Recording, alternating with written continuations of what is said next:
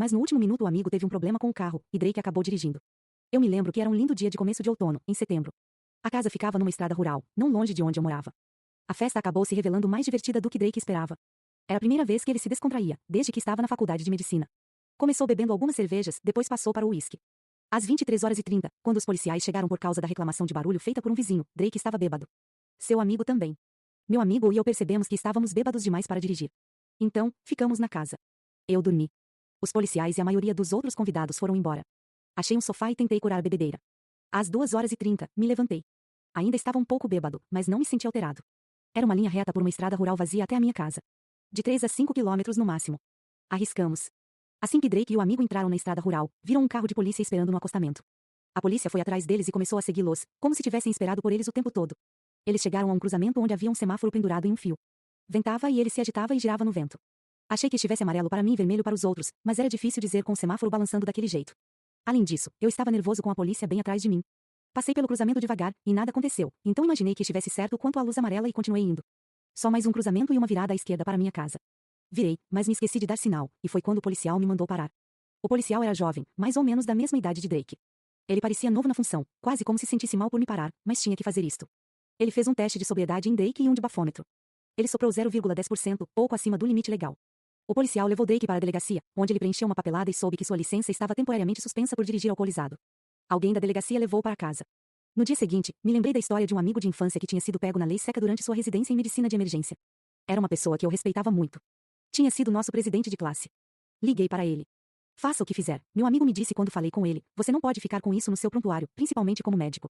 Arranje um advogado imediatamente, e ele vai arrumar um jeito de transformar em condução perigosa ou de anulá-la completamente. Foi o que fiz. Drake arrumou um advogado local e pagou-lhe $5.000 adiantado, dinheiro retirado do empréstimo estudantil. O advogado disse a ele, eles vão marcar uma audiência para você. Vista-se bem. Seja simpático. O juiz vai perguntar como você se declara, e você vai dizer a não culpado. É só. Você só tem que fazer isto. 2 palavras. Não culpado. A gente partirá daí. No dia da sua audiência, Drake vestiu-se bem, como lhe havia sido dito. Ele morava a algumas quadras do fórum e, enquanto ia para lá, começou a pensar. Pensou no primo em Nevada, que estava dirigindo bêbado e bateu de frente com uma menina de 18 anos que vinha em sentido contrário. Os dois morreram. Pessoas que viram seu primo pouco antes num bar disseram que ele bebia como se quisesse morrer. No fórum, vi um monte de outros homens mais ou menos da minha idade. Pareciam menos privilegiados do que eu. Fiquei pensando que, provavelmente, eles não tinham um advogado como eu. Comecei a me sentir um pouco sórdido. Depois de entrar no fórum, esperando ser chamado, Drake ficou revendo o plano em sua cabeça, exatamente como o advogado havia dito. O juiz vai perguntar como você se declara, e você vai dizer não culpado. É só. Você só tem que fazer isto. 2 palavras. Não culpado. O juiz chamou Drake ao banco das testemunhas. Drake sentou-se no banco duro de madeira, logo abaixo e à direita do banco do juiz. Pediram-lhe para erguer a mão direita e prometer dizer a verdade. Ele prometeu. Ele olhou para as pessoas na sala. Olhou para o juiz. O juiz virou-se para ele e perguntou, como você se declara? Drake sabia o que deveria dizer. Planejava dizer. 2 palavras. Não culpado. As palavras estavam quase nos seus lábios. Muito perto. Mas aí comecei a pensar na época em que tinha 5 anos e pedi um sorvete para o meu pai, e ele disse que eu teria que esperar até depois do almoço. Eu retruquei, já almocei. Fui no vizinho, na casa do Michael, e ele me deu um cachorro-quente. Mas a verdade é que eu não tinha ido à casa de Michael. Ele e eu não éramos realmente amigos, e meu pai sabia. Bom, meu pai não perdeu tempo. Pegou o telefone na mesma hora e perguntou ao Michael, você deu um cachorro-quente pro Drake? Aí meu pai me sentou, absolutamente calmo, e disse que era sempre pior mentir. Disse que mentir nunca valia as consequências. Aquele momento me causou uma baita impressão. O tempo todo eu estava planejando alegar a não culpado, exatamente como o advogado havia me dito. Não é que eu tenha tomado outra decisão antes de ocupar o banco. Mas, no momento em que o juiz me perguntou, não consegui dizer as palavras. Simplesmente não deu. Eu sabia que era culpado, eu tinha dirigido depois de beber. Culpado, eu disse. O juiz sobressaltou-se na cadeira, como se acordasse pela primeira vez naquela manhã. Girou a cabeça lentamente. Olhou para mim com os olhos semicerrados. Tem certeza de que é sua última alegação? Percebe as consequências? Porque você não pode voltar atrás. Nunca vou me esquecer da maneira como ele virou a cabeça e olhou para mim, Drake disse. Achei meio esquisito ele estar me perguntando aquilo. Por um milésimo de segundo, fiquei na dúvida se estava cometendo um erro. Então, disse a ele que tinha certeza. Depois disso, Drake ligou para o advogado e contou o que tinha acontecido. Ele ficou totalmente surpreso. Respeito sua honestidade. Normalmente, não faço isto, mas vou te devolver os $5.000. E devolveu. Reembolso total. Drake passou o ano seguinte frequentando aulas de reabilitação obrigatórias. As aulas eram em lugares distantes. Como ele não podia dirigir, tinha que pegar o ônibus, o que podia levar horas. Nos encontros obrigatórios, sentava-se em um círculo com pessoas com quem, normalmente, não teria relação, pessoas muito diferentes daquelas com quem eu me relacionava na faculdade de medicina. As outras pessoas da classe, segundo sua lembrança, eram, em sua maioria, homens brancos mais velhos, com diversas infrações por embriaguez ao volante. Depois de pagar $1000 em multas e passar 10 horas em aulas obrigatórias, Drake recebeu sua habilitação de volta. Acontece que isso foi só o começo. Ele terminou a faculdade de medicina e se candidatou para a residência, relatando a condenação em todas as suas inscrições. Quando solicitou sua licença médica para exercer a profissão, teve que fazer a mesma coisa. E novamente quando solicitou o certificado de especialidade. No final de tudo isso, quando assumiu uma residência na área da Bahia de São Francisco, soube que nenhuma das aulas de reabilitação que ele fizera em Vermont eram válidas na Califórnia, então teve que fazer tudo de novo. Eu trabalhava todas aquelas horas, até de noite, depois corria do hospital para chegar àqueles encontros de ônibus. Se eu chegasse 1 minuto atrasado, tinha que pagar uma taxa. Houve um momento, então, em que me perguntei se teria sido melhor mentir. Mas agora, revendo, fico satisfeito por ter contado a verdade. Meus pais tinham problemas com bebida, quando eu era criança. Meu pai ainda tem. Ele pode passar semanas seguidas sem beber, mas, quando bebe, não é bom.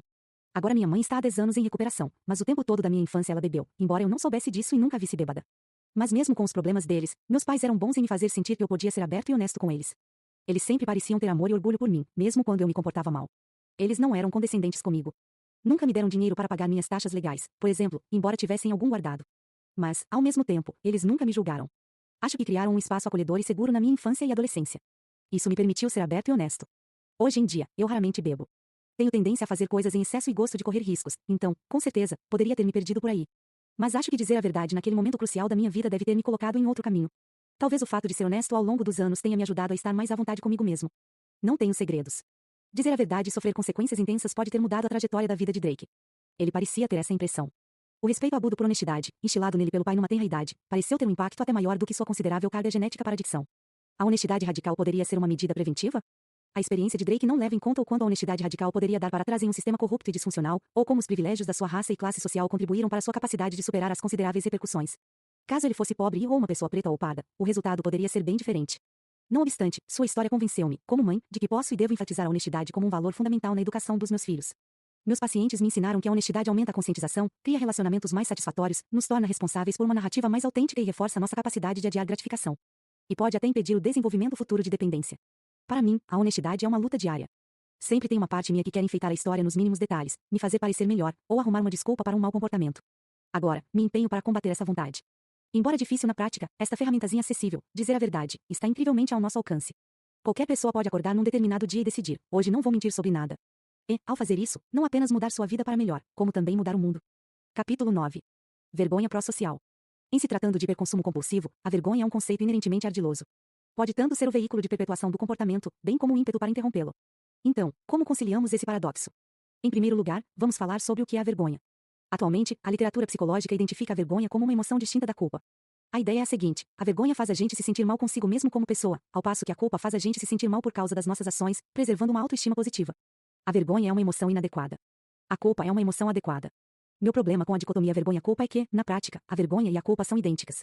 Do ponto de vista racional, compreendo a autodepreciação de ser uma boa pessoa que fez uma coisa errada, mas, no momento em que sentimos vergonha-culpa, essa emoção em forma de soco no estômago, a sensação é idêntica, arrependimento misturado com medo de punição e com o terror do abandono. O arrependimento surge quando a atitude é descoberta e pode ou não incluir arrependimento pelo ato em si. O terror do abandono, uma punição em si mesmo, é muito potente. É o terror do banimento, da rejeição, de não fazer mais parte do rebanho. No entanto, a dicotomia vergonha-culpa tira proveito de algo real. Acredito que a diferença não está em como vivenciamos a emoção, mas em como os outros reagem à nossa transgressão. Se os outros respondem nos rejeitando, condenando, ou